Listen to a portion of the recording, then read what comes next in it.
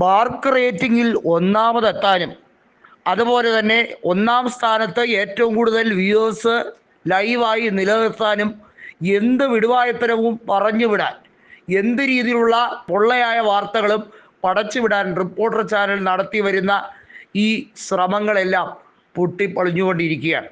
നമുക്കറിയാം, കൃത്യമായും ഓപ്പറേഷൻ സിന്ദൂറുമായി ബന്ധപ്പെട്ട വിഷയങ്ങളിലും പഹൽഗാം ഭീകരാക്രമണത്തിൽ അതിന് മറുപടി ഇന്ത്യ കൊടുക്കുമ്പോഴും റിപ്പോർട്ടർ ചാനൽ ചില തെറ്റിദ്ധാരണകൾ പരത്തുന്ന രീതിയിൽ വാർത്തകൾ ചെയ്തു എന്ന ആരോപണം അതിശക്തമായിരുന്നു. ചില എയർപോർട്ടുകൾ പൂട്ടി താക്കോല് കയ്യിൽ വെച്ചു എന്നൊക്കെ പറഞ്ഞ് അങ്ങ് അടിച്ചു വിടുകയാണ് സുജയ പാർവതിയും ഡോക്ടർ അരുൺകുമാറും. എന്നാൽ ഇതിൻ്റെ ഇടയിൽ പെട്ടുപോയൊരു പാവം മനുഷ്യനുണ്ട്, ഉണ്ണി ബാലകൃഷ്ണൻ. വളരെ വർഷങ്ങളുടെ ജേർണലിസ്റ്റ് എക്സ്പീരിയൻസ് ഉള്ള ഉണ്ണി ബാലകൃഷ്ണൻ ഇപ്പോഴിതാ റിപ്പോർട്ടർ ചാനൽ വിട്ടിരിക്കുന്നു. റിപ്പോർട്ടർ ചാനൽ വിട്ട് ഏഷ്യാനെറ്റ് ന്യൂസിലേക്ക് ചേരുന്ന രീതിയിലേക്കാണ് കാര്യങ്ങൾ പോകുന്നത്.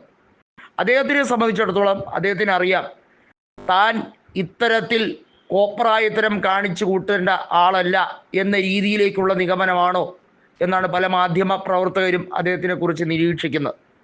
അതായത് റിപ്പോർട്ടർ ചാനൽ എന്നത് അഗസ്റ്റിൻ ബ്രദേഴ്സിൻ്റെ ഉടമസ്ഥതയിൽ ഉള്ളതാണ്. ആൻഡോ അഗസ്റ്റിനാണ് കോട്ടും സ്യൂട്ടും ഒക്കെ ഇട്ട് അതിൽ ഒരു അഭിപ്രായം പറയുന്ന ആൾ. ഒന്ന് ആലോചിക്കണം, മീറ്റ് ദ എഡിറ്റേഴ്സിൽ ഉണ്ണി ബാലകൃഷ്ണൻ നടത്തുന്ന വിശകലനം കഴിഞ്ഞാൽ പിന്നെ മറ്റുള്ളവരുടെ വിശകലനം സാധാരണ ജനങ്ങൾ ഒരു കോമഡിയായി, ഒരു എൻ്റർടൈൻമെൻറ്റായി മാത്രമേ കാണാറുള്ളൂ. ചുമ്മാ കേട്ട് രസിക്കാൻ അല്ലെങ്കിൽ ചിരിക്കാൻ. സുജയ പാർവതി നടത്തുന്ന അതിവൈകാരികമായ തള്ളു കേട്ട് ചിരിക്കാത്ത മലയാളികളാരും തന്നെ കാണില്ല എന്ന് തന്നെ പറയേണ്ടി വരും. അത്രമാത്രം സംഘപരിവാർ ആശയങ്ങൾ തലയ്ക്ക് പിടിച്ച രീതി. സംഘപരിവാറിനെ എന്തെങ്കിലും പറഞ്ഞാൽ സുജയ പിന്നെ അങ്ങോട്ട് വലിയ രീതിയിൽ ഒരു ഡിഫൻസ് മെക്കാനിസമാണ് എടുക്കുന്നത്. ഏതായാലും ഉണ്ണി ബാലകൃഷ്ണൻ ആ പരിപാടി തന്നെ ഉപേക്ഷിച്ച് ഏഷ്യാനെറ്റിലേക്ക് വരുന്നത് റിപ്പോർട്ടർ ചാനലിൻ്റെ ബാർക്ക് റേറ്റിംഗ് ഉൾപ്പെടെ ഇടിക്കും എന്നുള്ളത് വ്യക്തമാണ്.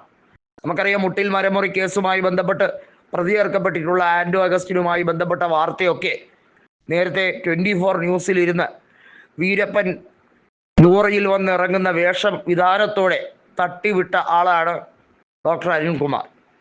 അദ്ദേഹത്തിനെ മുട്ട അരുൺ എന്ന് മാധ്യമലോകത്തുള്ള പലരും വിളിക്കുന്നുള്ളൂ എന്നൊക്കെ പറഞ്ഞ് വലിയ രീതിയിൽ ചർച്ചാ വിഷയമാക്കിയിട്ടുണ്ട്. ഏതായാലും മുട്ട അരുൺ എന്ന് നാട്ടുകാർ വിളിക്കുന്ന ഡോക്ടർ അരുൺകുമാർ റിപ്പോർട്ടർ ചാനലിൻ്റെ മുതലാളിയുടെ മുമ്പിൽ സാഷ്ടാംഗം നമിച്ചല്ലോ എന്നതായിരുന്നു പ്രധാനപ്പെട്ട ചർച്ചാ വിഷയം.